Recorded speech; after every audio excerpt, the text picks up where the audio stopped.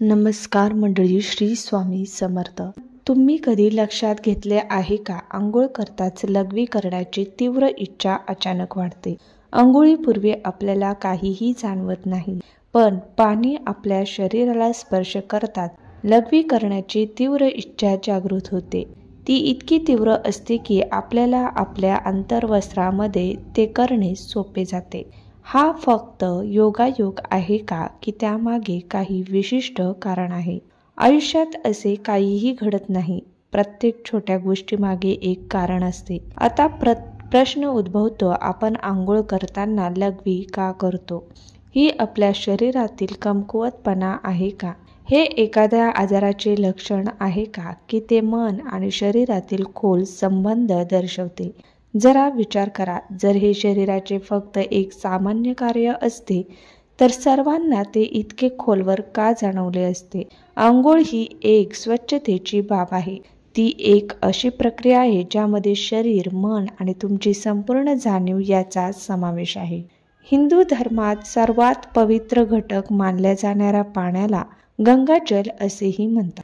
ते केवळ तुमचे शरीर स्वच्छ करत नाही, तर तुमच्या आत जमा झालेला थकवा, ताण आणि दबाव देखील धुवून टाकते आणि शरीर हलके होत असताना हा दाब मूत्राच्या स्वरूपात बाहेर पडतो. पण हा फक्त एक सामान्य घटना आहे. खरी कहाणी यापेक्षा खूप खोल आहे. शरीराचा प्रत्येक अनुभव हा मनाचा अनुभव देखील असतो आणि मनाचा प्रत्येक अनुभव शरीरात प्रवेश करतो. म्हणून जेव्हा तुम्ही आंघोळ करता तेव्हा ती केवळ एक जैविक प्रक्रिया नसते, ती तुमच्या मन आणि शरीरातील संवाद असते. आता कल्पना करा की जेव्हा पाणी तुमच्या शरीराला स्पर्श करते तेव्हा काय होते? तुमच्या त्वचेच्या प्रत्येक छिद्रात हालचाल होते, मज्जासंस्था सक्रिय होते. थंड किंवा गरम पाण्याची जाणीव मेंदूला सांगते की शरीराला काहीतरी सोडण्याची आवश्यकता आणि पहिली प्रतिक्रिया म्हणजे लघवी करणे. पण हे पूर्णपणे खरे नाही. जर थंड पाण्याचा हा एकमेव परिणाम असता तर गरम आंघोळ करताना असे का झाले असते? जर ते केवळ मूत्राशयामुळे झाले असते तर आंघोळीपूर्वी असे का झाले नसते आणि पाणी पडताच अचानक असे का होते? ही अशी अवस्था आहे जी लोकांना गोंधळात टाकते. तुम्ही आंघोळ करायला सुरुवात करताच शरीर लगेच विश्रांतीच्या स्थितीत जाते आणि शरीर आराम करत असताना ते सर्वात पहिले काम करते ते म्हणजे दाब सोडणे. हा दाब कधी कधी लघवीच्या स्वरूपात, कधी कधी खोल श्वासाच्या स्वरूपात, कधी कधी थकव्याच्या भावनेच्या स्वरूपात प्रकट होतो.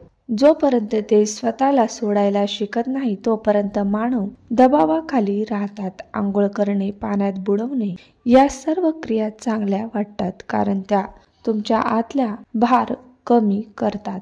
फक्त लक्षात ठेवा की कधी कधी जेव्हा तुम्ही उन्हाळ्यात थंड पाण्यात आंघोळ करायला बसता तेव्हा पहिलाच पाण्याचा झटका तुमच्या संपूर्ण शरीराला धक्का देतो. तो धक्का क्षणभर शरीराचे नियंत्रण गमावतो आणि नियंत्रण गमावल्याने इच्छा निर्माण होते.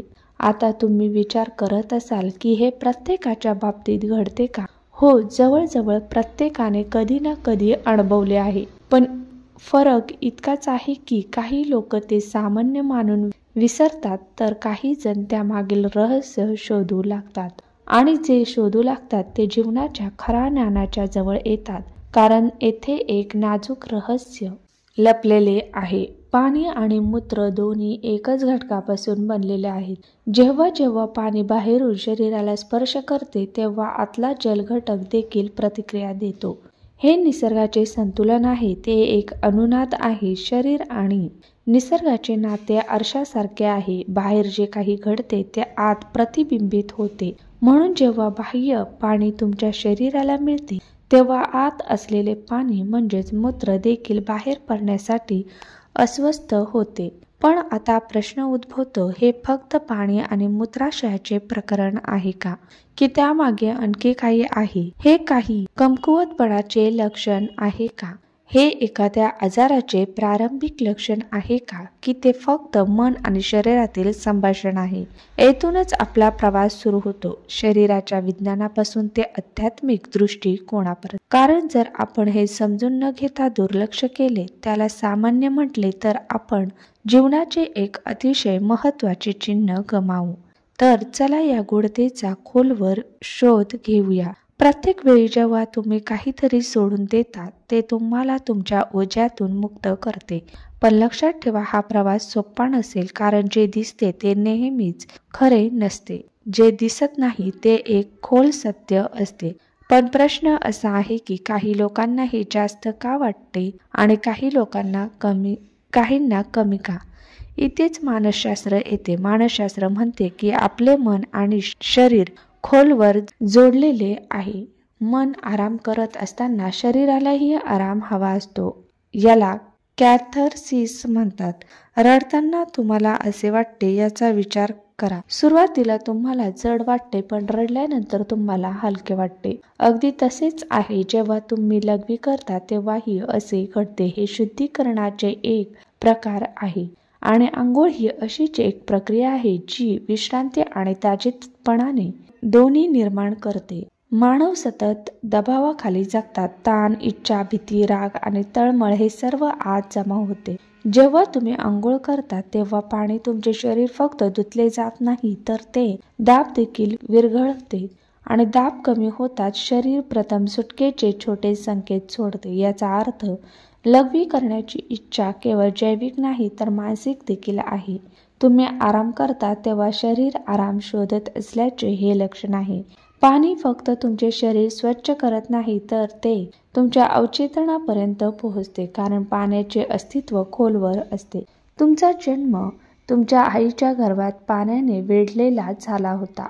तुमचे पहिले अनुभव पाण्याशी जोडलेले असतात. म्हणून जेव्हा जेव्हा पाणी तुम्हाला स्पर्श करते तेव्हा तुमचे अवचेतन सक्रिय होते. म्हणून आंघोळ करणे खूप आरामदायी वाटते. म्हणूनच पाण्यात बुडवून, जसे की तलावाजवळ किंवा समुद्राजवळ बसणे खूप आरामदायी असते. म्हणूनच शरीराला जेव्हा जेव्हा पाणी स्पर्श करते तेव्हा लगेच आराम मिळतो, कारण ती त्याची पहिली संवेदना असते. प्रत्येक वेळी जेव्हा पाणी तुम्हाला स्पर्श करते तेव्हा गर्भाशयाचा अनुभव परत येतो. गर्भाशयात तुम्ही पूर्णपणे आरामशीर होता. कोणताही ताण नाही, कोणताही दबाव नाही.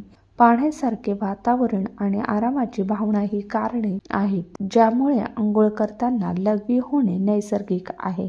पण आता एक प्रश्न उरतो, आंघोळ करताना लघवी करण्याची इच्छा होणे ही फक्त एक सामान्य प्रतिक्षेप आहे का, की ते आंघोळ आजाराचे लक्षण असू शकते? विज्ञान असे सुचवते की जर ही समस्या वारंवार उद्भवत असेल, इच्छा जास्त असेल किंवा तुम्ही ती नियंत्रित करू शकत नसाल, तर ते अतिक्रियाशील मूत्राशय किंवा इतर वैद्यकीय स्थितीचे लक्षण असू शकते. पण जर ती अधूनमधून होत असेल तर ते पूर्णपणे नैसर्गिक आहे. ते पूर्णपणे सामान्य आहे. आता विचार करा, तुम्ही कधी लक्षात घेतले आहे का की ही इच्छा फक्त पाणी मिसळल्यावरच वाढते? येथे ट्रिगर पाणी आहे आणि पाणी केवळ शरीरालाच नाही तर मनालाही आणि अवचेतनाला देखील स्पर्श करते. तर खरा प्रश्न असा आहे, तुम्ही ते फक्त एक समस्या म्हणून दुर्लक्ष कराल, की तुम्ही ते शरीर आणि मन दोघांनाही विश्रांती, हलकेपणा आणि स्वातंत्र्याची आवश्यकता आहे याचे लक्षण म्हणून द्याल? सर्व मुक्तता केवळ जैविक नाही, ती आध्यात्मिक देखील आहे. तुम्हाला मुक्त होण्यासाठी लहान संधी दिल्या जातात जेणेकरून तुम्ही मोठ्या मुक्ततेकडे जाऊ शकाल.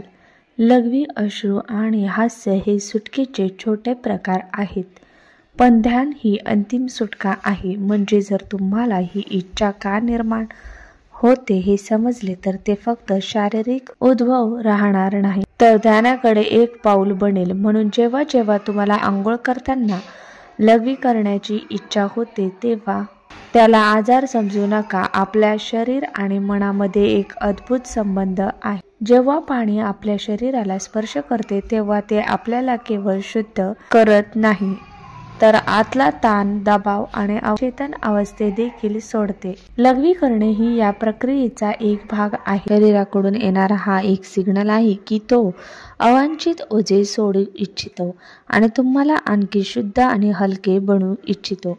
त्याला कमकुवतपणा समजू नका. हा एक छोटासा चमत्कार आहे. आठवण करून देतो की आपले शरीर आणि आत्मा खोलवर जोडलेले आहे. धन्यवाद.